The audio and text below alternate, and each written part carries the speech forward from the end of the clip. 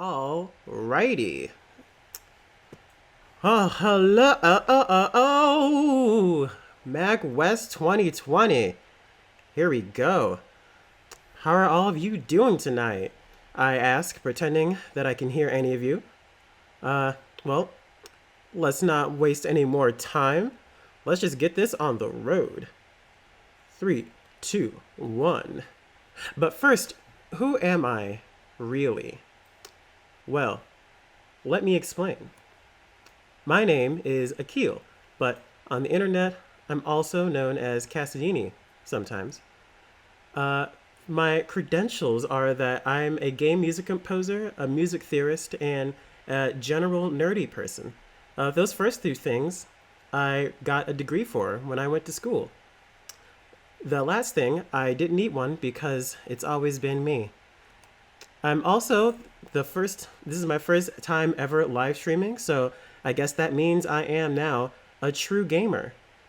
And I also post music sometimes at TurtwigX on Twitter and at Casadini TurtwigX on Instagram. Should you want to check that out, plug. I'll put that back up later if you want to talk about that. And also, we're going to get into some things. First, what leitmotif really is. We're going to learn how it can be utilized in multiple different layers. And then we're going to see how we can use it to craft pieces of music that really enhance emotional attachment and then drive the narrative in a story. And if anything I say at some point is confusing, just drop a question in the chat and I will be there to answer it at the end. And also, little disclaimer, I am 100% American, so a lot of my background comes from the, let's say, the 18th century harmonic and melodic development of European musicians. So a lot of what I do is going to be very Western centric. I have friends from other cultures. I don't really know their music, so that's just a little disclaimer, but let's get into it. Leitmotif. What it is, what it isn't. Let's find out. So, it's a German word meaning leading motive. What does that mean? Well, leading means guiding. Guiding or most important. And then motive. It is the musical definition for a short piece of music but long enough to maintain meaning. So if we're talking melody, that's like 2 notes about. So a short piece of music that leads you from the music to what it's representing. Now, that's good. What about a long definition? Well, it's a short, identifiable, constantly recurring musical phrase uniquely associated with a particular subject. That's a mouthful. So what's a shorter way to say that? Well, for my definition, it's a pronoun. It basically represents any person, anything personified, a place, an object, or a concept, which is just a thing that doesn't have a physical form. And it also represents some adjectives and verbs. If you think like red, that's not a thing, but if you think of the concept of red, then yes, that then makes it a thing. So, now, what doesn't meet the criteria of leitmotif? What wouldn't count? Well, if we go back to the definition, we see all this stuff. So let's highlight what's important about that. So it's got to be short, identifiable, got to come back, it has to be uniquely associated, and with a particular subject. So now, that means it can't be too long or generic, infrequent, common, or broadly distributed. So that's a lot of things, but it's really easy when you think about it. If it's too long, then you can't really store it into your memory. It's too much information for you to take in all at once. It has to be short and sweet. If it's too generic, like the note A, sure, A is a nice note, I assume, but how does that retain meaning? It's not enough information. It has to be distinct. If it's infrequent, then why would it represent something if it never comes back? That wouldn't really make sense, would it?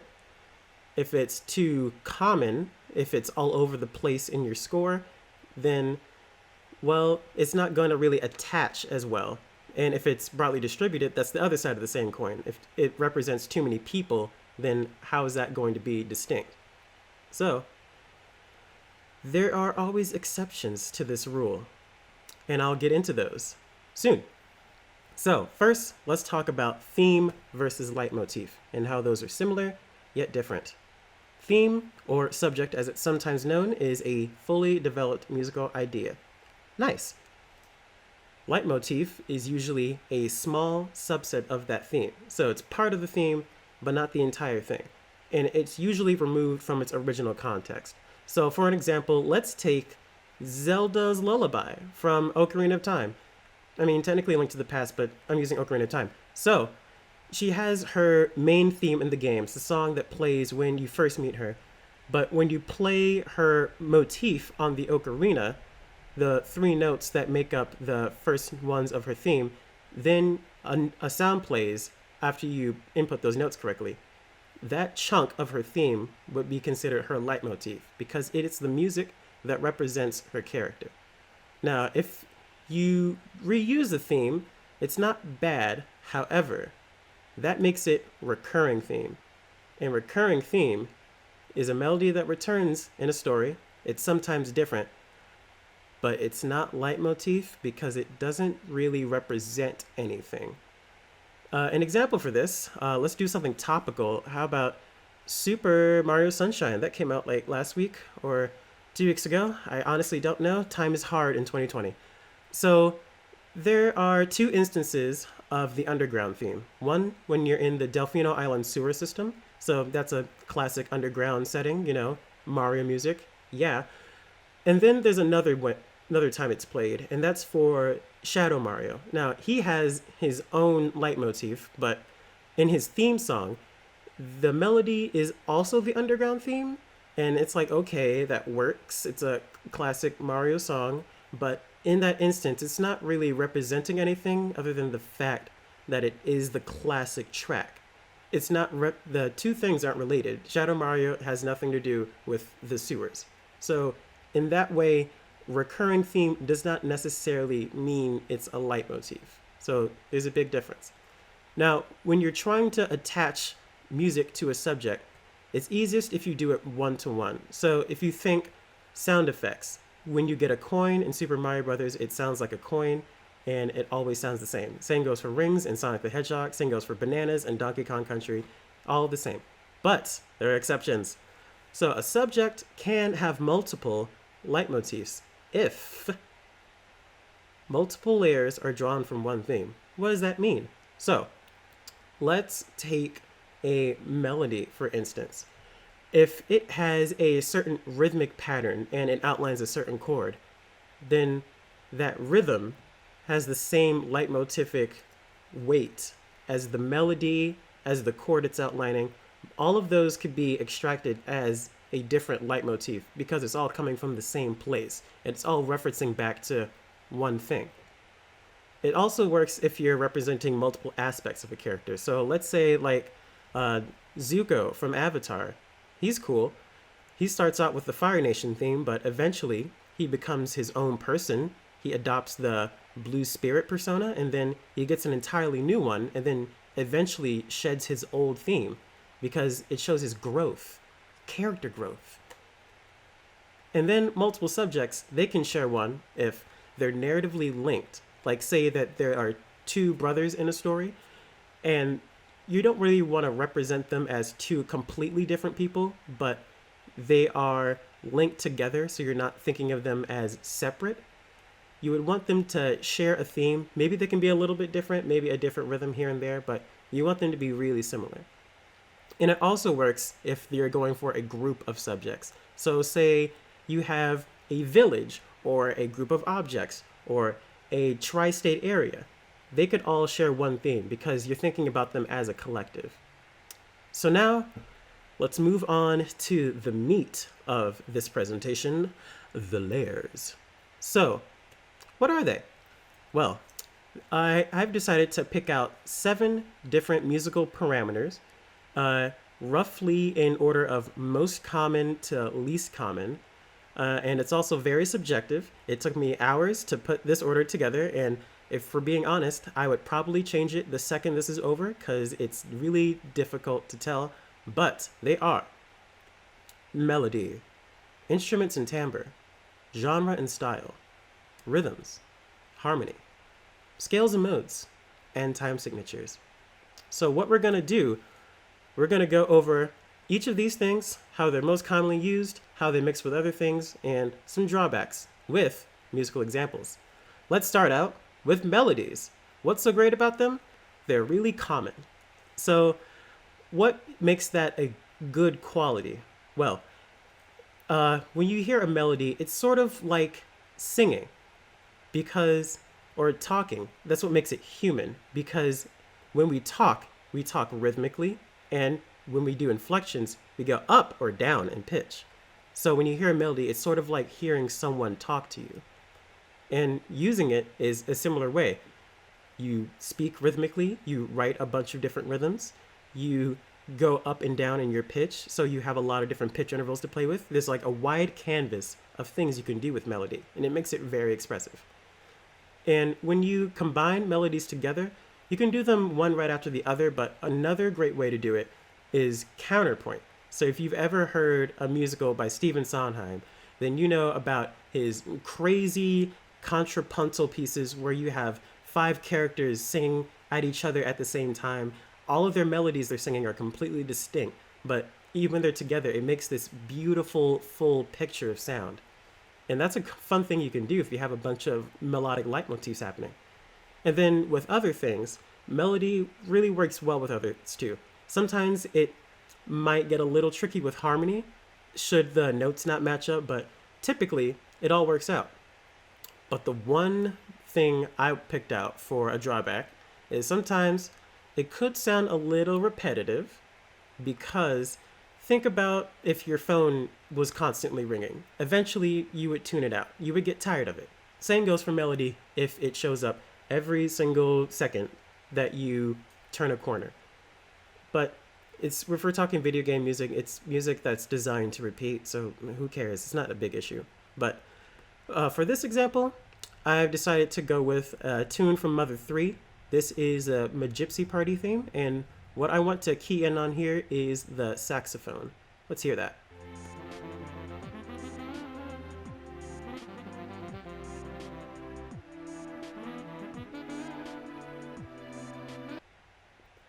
Wow, amazing, much saxophone.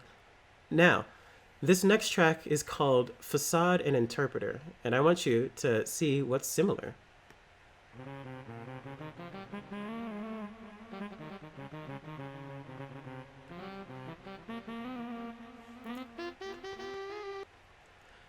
Okay, well, that was a very similar saxophone track. And I can already hear you now. Not really, but I can hear you saying, but that's the same melody. That's a recurring theme. That's not leitmotif. But wait, it is, because it's removed from its original context. You see, the original one was bright and poppy, and there's a lot of other stuff going on. This one strips all of that away and forces you to listen to that saxophone. It's somber, it's slower, it's very echoey. It's a very dark thing, and it's also a bit of foreshadowing, which I won't spoil for you if you haven't played this 14-year-old video game, but it's a very important piece of music. So, next, we have one of my favorite things, instruments and timbre. It's really fun because it could literally be anything. Think of any instrument with a distinct sound. Clarinet, that's a leitmotif. Violin, that's a leitmotif. That hot bass sound from Sonic 1, that's definitely a leitmotif. It's a great one. And how would you use it? Just make it play notes. Literally any notes. If a person shows up in a story, have the instrument come. Boom, leitmotif. It's that easy. That's all you have to do. It mixes well with other instruments because all you have to do is make an ensemble. Just put the instruments together. They usually work out as long as they're not anything too crazy. And they also play well with all the other layers because all you have to do is play those things on the instrument. So with all that good stuff said, what's one bad thing about it? Well, I would say assigning one really limits the way that you can use it, the instrument, in the rest of your story. So let's say someone is a saxophone, for instance. Well, then you can't really have saxophone everywhere else because then it won't be uniquely associated. And in a similar light, you also can't have soprano saxophone and alto saxophone. They do technically sound different, but in certain registers, they do have a very similar sound signature. So they wouldn't really be distinct. So that's something to watch out for. Now, this next musical example is going to be from Super Mario World. It's the sound of Yoshi, which is a classic. Yoshi is played on the bongos most of the time, and it sounds like this.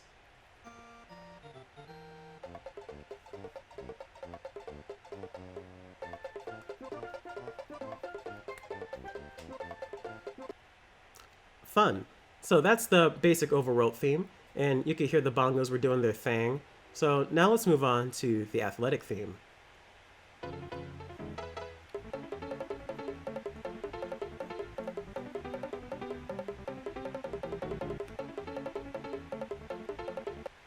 How jaunty. So you could see in that track there is almost nothing different, or nothing the same, I mean to say. There's a completely different feel, completely different tempo. Everything's changed except for the instrument, because that's all you really need to make it leitmotif. That's what cements it as being Yoshi. That's the thing that signifies he's there. So that's instruments. Let's move on to genre. So genre is cool because it's very easily recognizable if you listen to a lot of Western music. Like, let's think about popular music. It's segmented into a bunch of different genres. You can listen to pop, rock, metal, disco. If you still listen to that, I hope you do. It's a great genre. And to use a genre, it's basically just like a super group of other choices.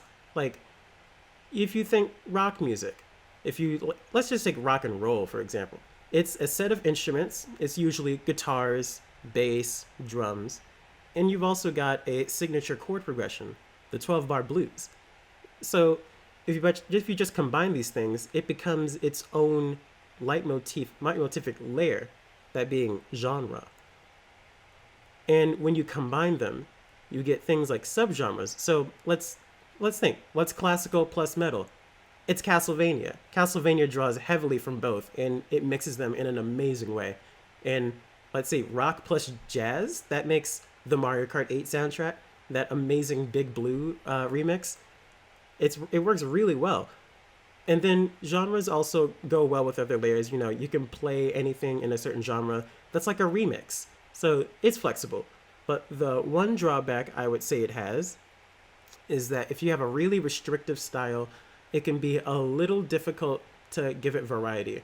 Like, say you had something like, and I'm gonna make this up, maybe it exists, folk, thrash, emo, Halloween metal. That might exist. If it doesn't, it should. But that might have too many particular things about it, where if you tried to bring it back a bunch in a story, it might be difficult to separate those two tracks as distinct things. So that's just one thing to think about. But for this musical example, I'm taking it from one of Knuckles' stages from Sonic Adventure 2, a game that's really good with styled leitmotif.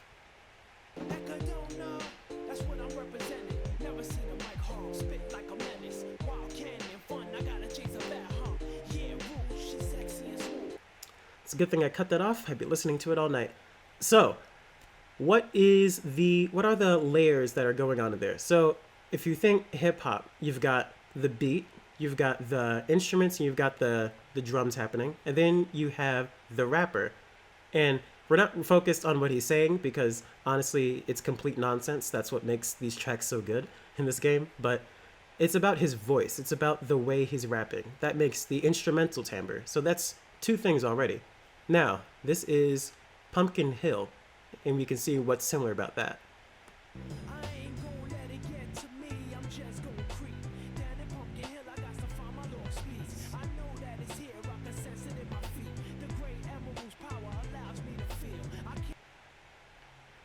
So you see they brought those two elements back, and it happens across all of his stages. I think there's one where there's no rap, maybe. It's been a while since I've listened to these songs, but The same goes for all of the other characters in the game. Sonic, he is rock. Shadow is drum and bass. Rouge is smooth jazz. So it's a really good way of making different characters, different things distinct. Now we have rhythms. Rhythms are cool because there's endless variation, kind of like melody, only it's not pitched. Asterisk, have you do that with your hands. I say that because technically rhythms do have pitch. Everything you can hear has a pitch. A lot of things that you can't hear has a pitch because you just can't hear everything. But when we say it's not pitch, what we're saying is the pitch is de-emphasized because we care less about the specific frequencies it's at and more about relative frequencies. But I said it's not pitch because it's easier to think about it that way.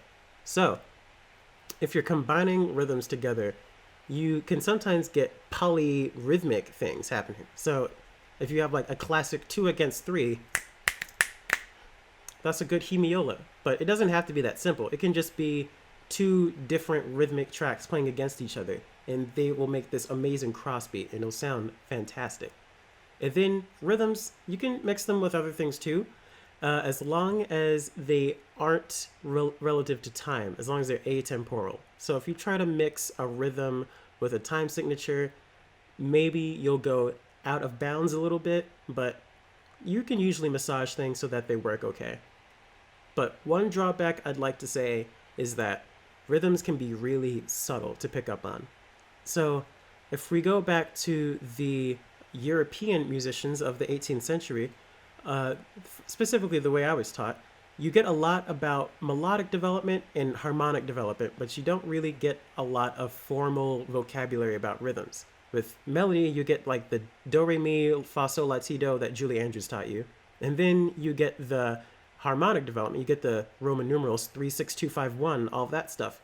And then you move on to the sonata form, because why do you need specific vocabulary for rhythm? You just do it. So all the rhythm I do is based off of feel, and that's just how I've always done it. I know there are cultures that do have the specific ways of using rhythm and resolving rhythm, but I don't know that. I would love to know eventually. Maybe I'll do something on rhythm at some point in the future. That would be fun. But for now, let's listen to more Knuckles, this time from Sonic 3.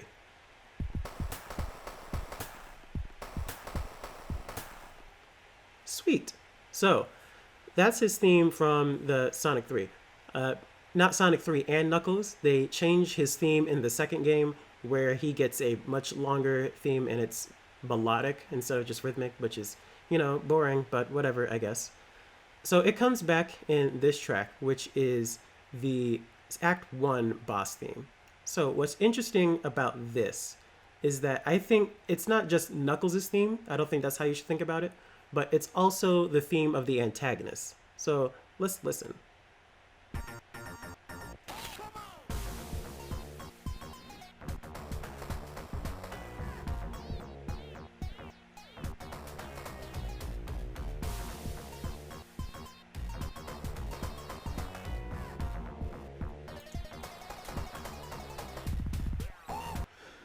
Ooh, Michael Jackson put some work into that track.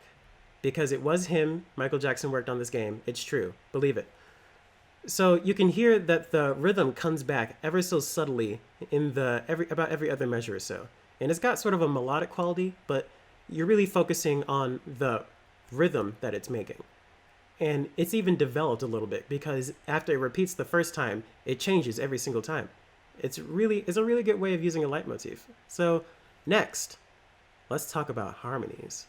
So what's good about chords? Well, they're really interesting both in the foreground and the background. You could have an instrument comping away at those chords, or you could just have a melody and a bass line, and they could be outlining chords, and it would feel just the same. Now, you can use chords in a variety of ways. You could have them be a classification. You could have just like a nice F major 7 something or other. Then you could have it as a voicing. You could have particular intervals in that F major whatever, or you could have it be a progression, that being as how it moves from that F major or how it moves away from it. So If you want to play chords together as leitmotifs, you can make polychords, which are awesome. Like, say you have an A down low and you have another person who's a G chord, then they make this beautiful, lush, jazzy sound. And just like melody, it can fit over a lot of different things, but also it doesn't mesh well with melody should the notes not mix. But again, that can be dealt with. But harmony, generally, it plays well with other things. But the one drawback about how cool and jazzy it is that it kind of has to be cool and jazzy all the time. Because if you think about how we've been using harmony over the past 100 or so years, we've been, well, jazz has just elevated how we think about harmony. So, would a G major chord be really distinct enough to represent one person, or is it just a G major chord? Certain voicings really make that easier, but I would just say simple, the more simple you get in terms of chords, the more generic it starts to sound. So this music example I have is from one of my favorite video games. It's called Steven Universe, the television show, because I couldn't find one from a video game. Don't sue me. So, this is the diamond theme. It's the insignia that plays anytime one of the four great main antagonist-ish characters show up. And the interesting thing about it that I'm going to say before I play it is that it's always the same four chords. So it's the same four chords. That's the classification. They always occur in the same order. So it's a progression. And it's because they're in a hierarchy. So they're voiced in a certain way. So it's kind of all three things at once. So this first one up, is for Blue Diamond. She's the third in the chord sequence. So listen for that.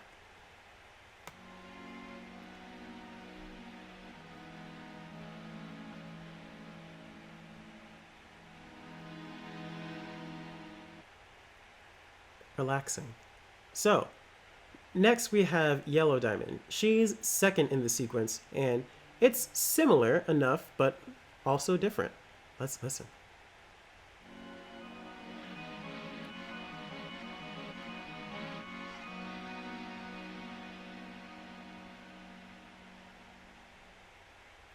So this is a leitmotif that not only shows how these characters relate to each other, but also who they are.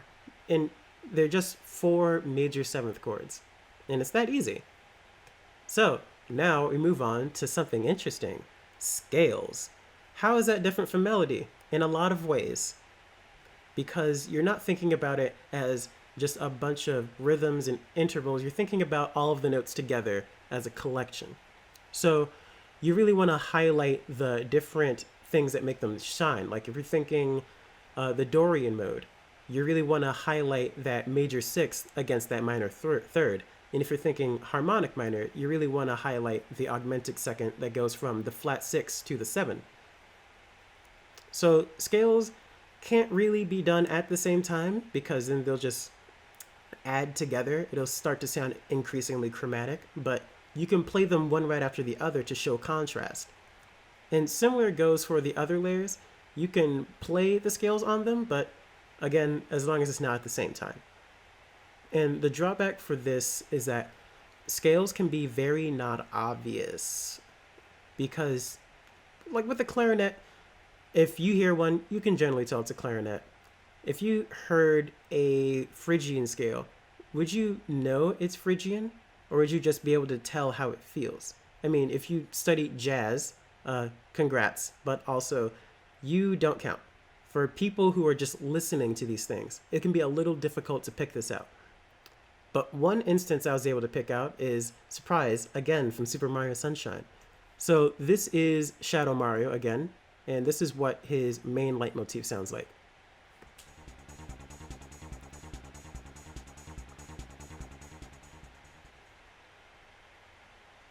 Impressive. It sounds melodic, but let's focus on the different intervals that are in there.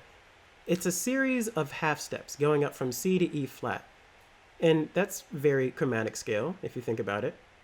So let's move on to his full theme. Let's listen to that.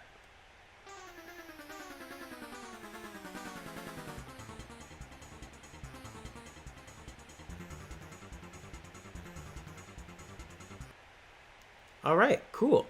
So that figure comes back, but it also modulates up about a major third.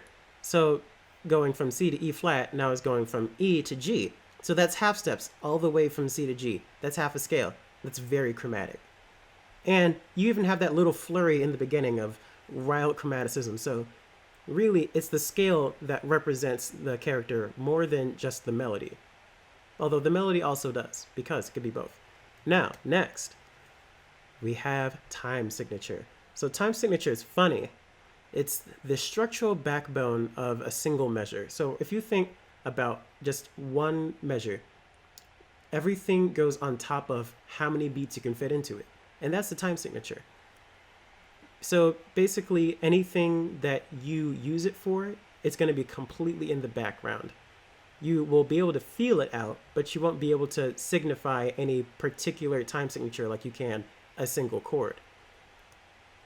Now, when you combine time signatures together, you can have polymetric possibility, different from polyrhythm, because it's like you're feeling two things out of phase with each other, if you've ever studied minimalism.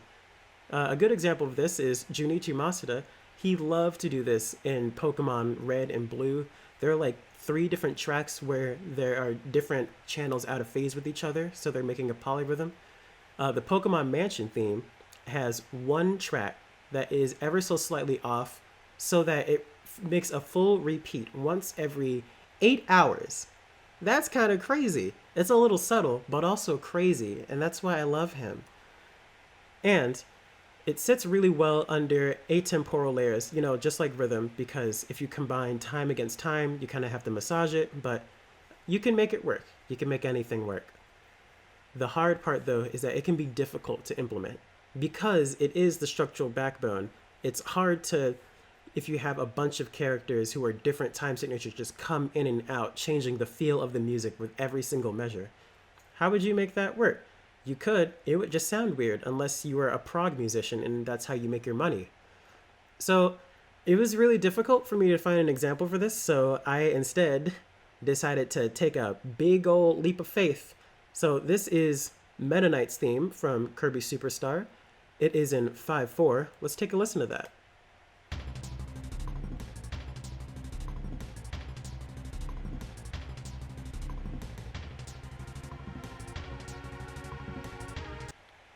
Cool. So this next one is the Galactonite theme. So at the end of Kirby Superstar Ultra, Meta Knight's campaign, you fight the strongest warrior in the galaxy. And what he has is a theme in 4/4, not 5/4. It's in 4/4 most of the way through. The one thing is at the very end, he does some tricky stuff where it switches between 3/4 and 2/4. So let's listen to that.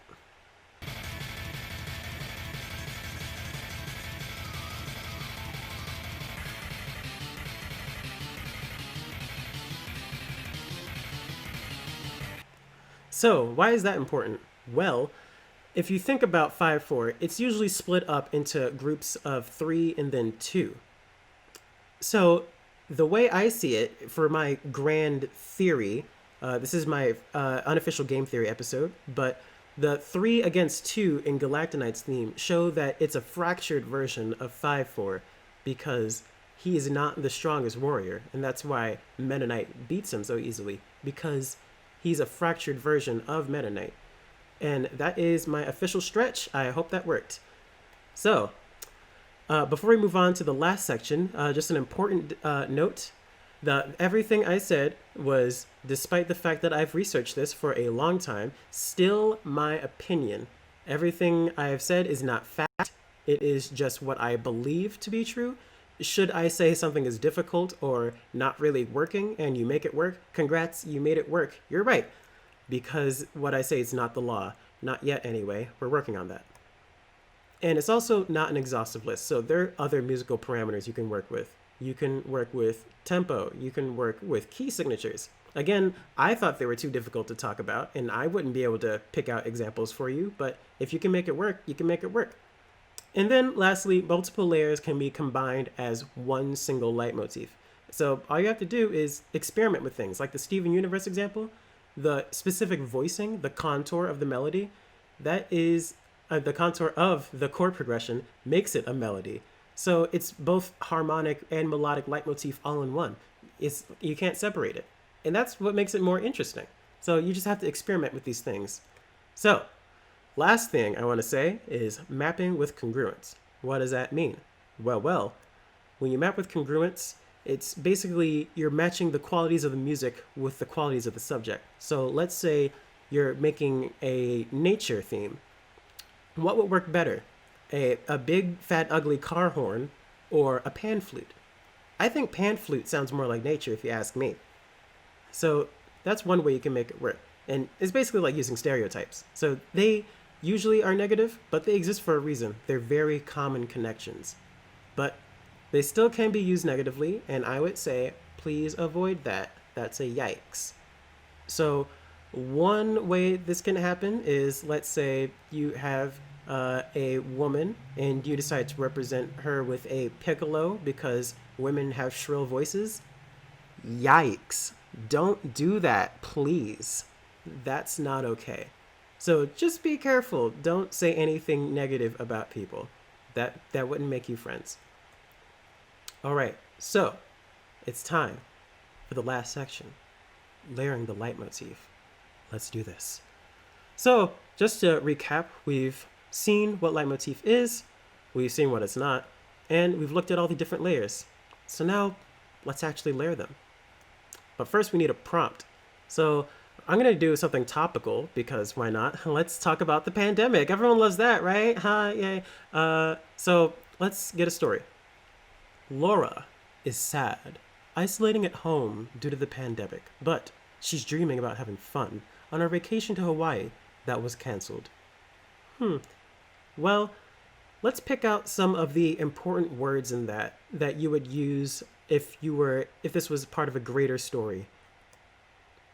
So these are all things that might come back, like Laura, main character, sad, how she's feeling, that's the concept of sadness, her home, that she's trapped in, the pandemic, fun vacation, which I decided to combine, and then Hawaii. Cool. So now let's match up these subjects to different leitmotifs. So for people, I decided to give Laura the flute, and I know I just said the thing about the piccolo, but in my defense, the flute's a good instrument, and I like it, and that's all I have to say. Don't come for me. Now for places, I decided to give the home a chord progression. I decided to go with F major 7 sharp 11 to E minor 7, just so you know what it is. I picked that because it sounds kind of somber, but also it sounds kind of pretty, and I liked it. I don't have a really big revelation about that. But for Hawaii, I went with the ukulele. It was invented there. See, that's congruence in action, so it's easy to pick up that it represents Hawaii. And then for concepts, fun vacation is represented with triplets because they're really bouncy. Pandemic, I decided to represent with the scale because it's chromatic, because the chromatic scale is very dissonant, it's a little creepy. And then for sadness, I decided to make that a melody because there's got to be a melody somewhere, right? So let's listen to it. I'm going to stop talking for a while. That doesn't work. Oop. That also did not work. Technical difficulties. We're just going to live with it.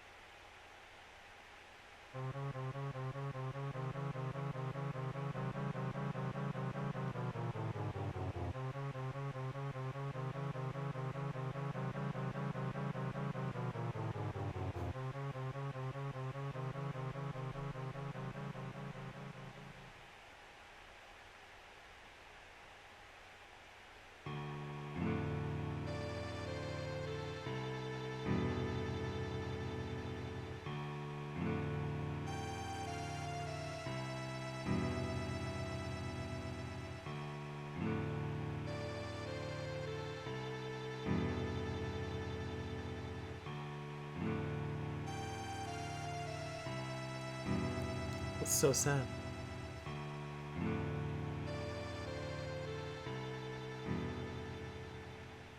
Well, now for the full thing.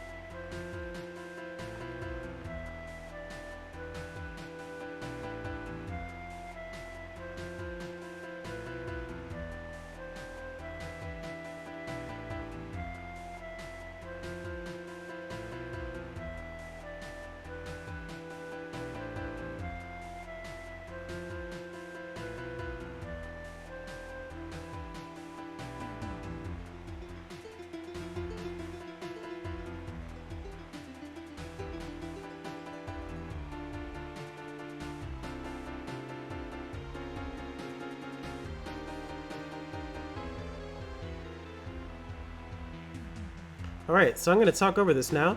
So first, the drums and the bass are not leitmotif. They're just there to sound cool. Not everything has to be a leitmotif. It's just filler. And then you have the chord progression being played on the piano instrument. That's the background hum chord progression. Then when the flute comes in, it's the sadness melody. So Laura is sad and she's in her house.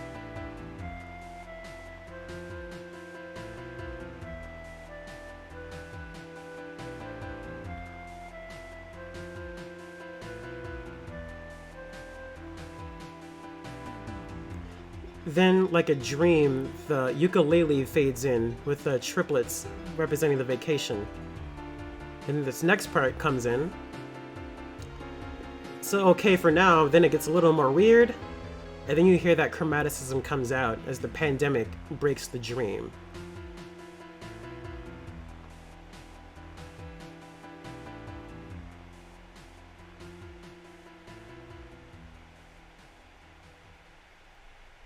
And that is the Layering Laitmotif.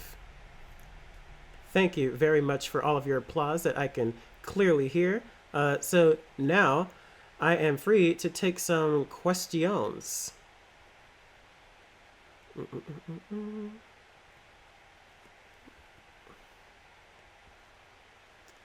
Let's see. Where are the questions?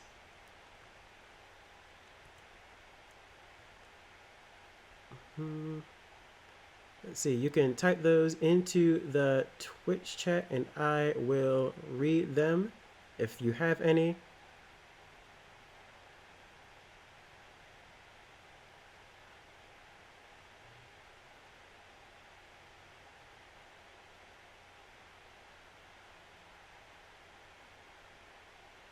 Oh, here's one. It's hard to see these. It's so much easier in person. Okay, so should one lay out all leitmotifs at the start of a composing project? Well, what I'd say is you should get a good feel for who you think are going to be your main characters, who you're going to be, what are going to be your most important things.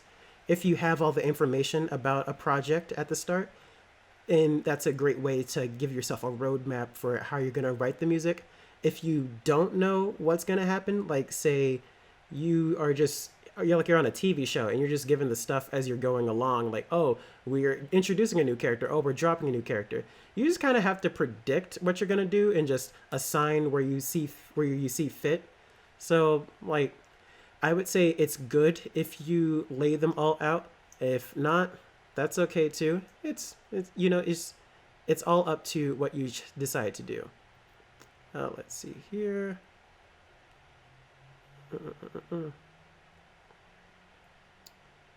Other questions. Other questions.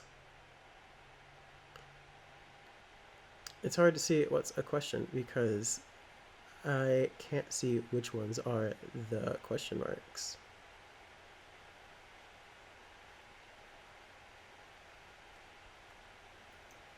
Okay, here's one. Any examples of leitmotif you don't feel are effective or you don't particularly enjoy for a reason? P.S. Awesome. Thank you. Thank you so much. Uh, examples I don't feel are effective, I would go back to the things I say make them less effective. So you have, for example, like a really generic leitmotif. I personally can't think of one off the top of my head. If I had to choose, I'd say something that isn't really brought up that often, like if a character had a bunch of different themes. In fact, one that works, Iron Man's theme in the Avengers movies. Which one is his theme? He has a lot of them. None of them really ever come back, even when he dies. So how can you musically connect to this character other than the fact that it's Robert Downey Jr.'s face being all on the big screen? It's difficult. So that's one example I'd say that's aren't as effective. I do enjoy all the music in those movies. It's usually pretty good. I just think the production quality as a cinematic universe is a little low, but that's just me. I kind of like Marvel movies, but they're a little messy musically. There are lots of YouTube videos on that. You can look at those later. All right. Let's see. Can do maybe one more question. Should one pop up?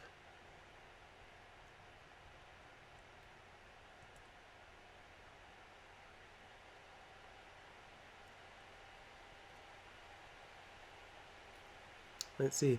Any notable examples of leitmotif blended with game design that you like aside from the ones mentioned? Let's see. Blended with game design. Well, let's go back to Mother 3 because Mother 3 is an amazing game. So when you are attacking, when you're using your basic attack, you can do this thing called a 16-hit combo, and each character has their own instrument. Kumatora has an electric guitar. Duster has a bass guitar. Boney is barking. That's a timbre. It counts. And Lucas, he's like an acoustic guitar, right? It's been a while. Don't hate me. But all of those are instruments particularly assigned to them because it matches how those characters' emotions are. If you see like Duster, he actually goes out and plays bass in a chapter. So it's like a realization of his leitmotif. Lucas, he is the acoustic guitar, so he's like the thing that ties everyone together because he's like the central instrument. Kumatora, she's a little spicy, so she's got that distorted electric guitar.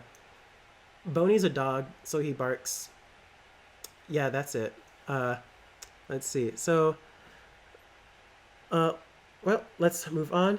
All right, so thank you all for coming. I really had a fun time. So just in case you wanted to get these slides, you can find those on my Twitter. That's at TurtwigX again. I also have a Bandcamp. That would be cassidini.bandcamp.com. It's Bandcamp Friday, so if you enjoyed this, you could throw $1 or $2 my way. And all the processing fees are waived, so it all comes straight to me. I need to eat tomorrow. I would appreciate that. I also have a YouTube. That's youtube.com/TurtwigX. And again, my Instagram is CassidiniTurtwigX. And I have a few sources listed, Wikipedia entries, which have the articles listed for leitmotif, theme music, Richard Wagner, many others. And all the sources are at the bottom. You've got great YouTube channels like Sideways, who does a lot of stuff on leitmotif. You have 8-Bit Music Theory, who was just on a few hours ago. He's fantastic. And you have some great papers, especially Christopher Heckman's Matrix dissertation. which goes into the insane quality of leitmotif in the first Matrix movie. I got that from a Sideways video, and it inspired me to redo this entire thing. And all right, that's all from me. Hope you guys have a fantastic MAGWest 2020!